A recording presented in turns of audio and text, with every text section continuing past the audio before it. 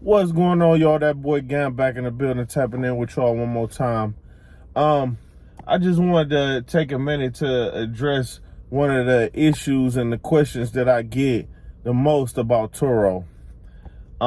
So the thing that people want to know about Turo a lot, the question I get a lot is, how does the Turo insurance work? You know, if they put their car on the Turo platform, are they going to be protected? Or is their car going to be covered? You know, and how that whole process works. Because, of course, you put a car on Turo, you want to know that your car is going to be safe. You don't want to just put your car on there thinking that it's going to get wrecked or whatever, and you might have problems getting paid, or you might have to chase the people down for the money or whatever. Of course, that's something that most people don't want to have to deal with, you know. So I'm gonna just break down how the Turo insurance works and my personal experience with dealing with damage claims and stuff like that, because I have had several damage claims. You know, it is going to happen when you're doing Turo. Now, not saying that your car is going to be totaled or it's going to be in a whole bunch of accidents. It's going to be a lot of stuff like you got scratches on the bumper that wasn't there before, or, you know, somebody messed the rims up scraping against the curve and stuff like that, or, you know, I had a cracked windshield from a rock on the highway. I had, you know, just not a whole lot of big issues, but a good amount of small issues that, you know, needed to be taken care of. So basically, this is how it works, right? You put your car on Turo, you're going to sign up for an insurance plan. Now, I don't have the plans in front of me, so I'm going off of what I remember. So it's like you start off with like the 60-40 plan, which means you get 60% of the earnings, Turo gets 40% of the earnings. Now, that's the biggest amount of money that Turo can get from you. Like, that's the plan where pretty much it's like full coverage plan, though. That means any damage to the car, you can get reimbursed with no deductible. You know what I'm saying? So any damage to the car, you'll get reimbursed with no deductible. The good thing about that plan is, you know, of course, not paying the deductible. And you can also report smaller claims, smaller damage, where it's almost like, for example, scratch on the car. It usually will have to be more than 3 inches long in order to make a damage claim. Now, with the 60-40 plan, it don't have to be 3 inches long. It can be any scratch, and you will get reimbursed based off of the estimate. So then you go to the 75-25 plan, I believe it is, which is a $250 deductible, right? Which means if the estimate comes out to $500 worth of damage, they're gonna give you $250, because that other $250 is your deductible. You know what I'm saying? So it's like you were responsible for paying $250 out of pocket, and then the other $250 they will give you, and they send you the money straight, right? That's how it works. Like, they send the money straight to your bank account. Once they do a estimate, you can sometimes get your own estimate, or they will do one for you, like a quick estimate, and then they will send that money straight to your account. And it's really pretty simple how they send the money to your account. They don't really give you a whole lot of hassle as far as that.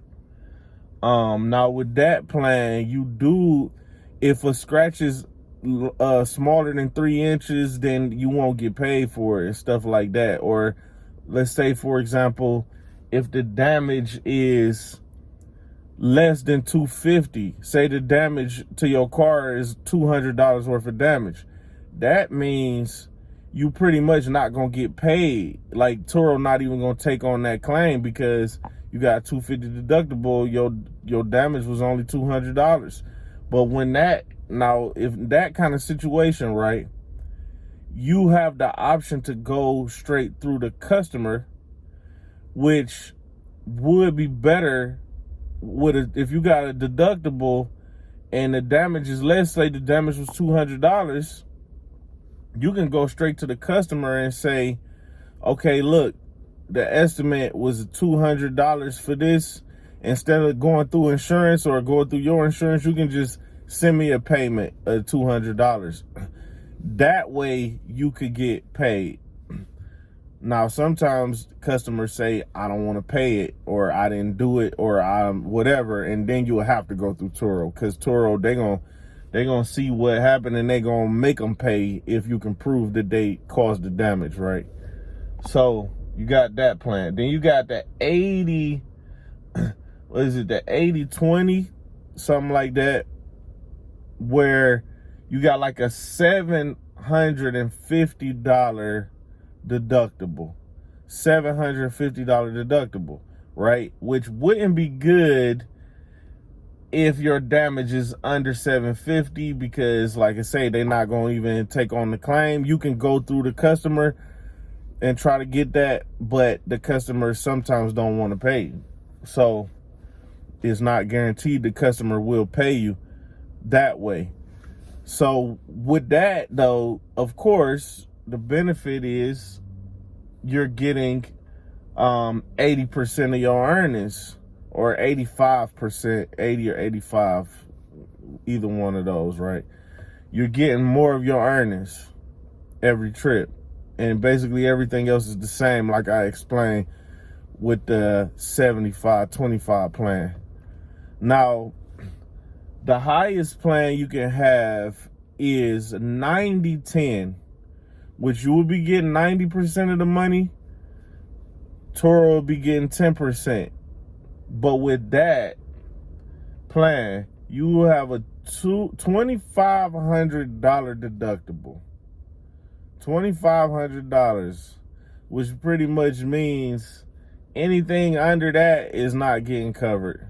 You know, anything over that, yeah, let's say if the repair was $5,000, Turo is going to give you $2,500 because the other half of the money you had to come out of pocket for as your deductible, right? Now, the benefit of that is you're going to get 90% of your money each trip. You're going to get 90% of your money, which, you know, you can rack up money pretty fast, but if something happened, you might be coming out of pocket at $2,500. You know what I'm saying? And that's kind of risky. Some people I see do it because they just want to make a lot of money. They want to make the most money. Me personally, I go with the 75/25 plan, because $250 is not that bad of a deductible. And it's also not a bad percentage of money to get. 75%, I feel like it's worth giving them 25, because you don't want to be stuck with the repair costs on your own, you know. Now, the thing is this, right? You're pretty much guaranteed to get paid for any damage that happens to the car, as long as it's within the guidelines that I explained, as long as you have the correct documentation. You have to take the pictures of the car before the trip, 24 hours before the trip. You have to do that. Then you have to take pictures within 24 hours after you get the vehicle back. And then any kind of claim, any kind of damage claim you have, they're going to ask you for proof. They're going to ask you for the pre-trip photos. They're going to ask you for the photos of the trip before the customer got the vehicle, where you can clearly see the area where the damage happened. You can clearly see on the before picture that there wasn't any damage. and then they want to see the after picture where you can clearly see that there is damage now. Now, as long as you got that, every time I had that, I got paid and I got reimbursed. Now, if you don't have that, you pretty much not going to get reimbursed. That's just how it works. So one of the most important things to remember is always take good pictures that cover every part of the vehicle, because that is the only way you're going to be guaranteed that your car is going to be protected if something happens, right? So pretty much that is pretty much cut and dry as far as, you know, the insurance is like, take good pictures, pick a good plan, and your car gonna be covered, you know. So that's all I'm gonna say about that, man. And if y'all got any other questions for me about Turo or whatever, y'all let me know in the comment section. But till next time, again, I'm tapping out.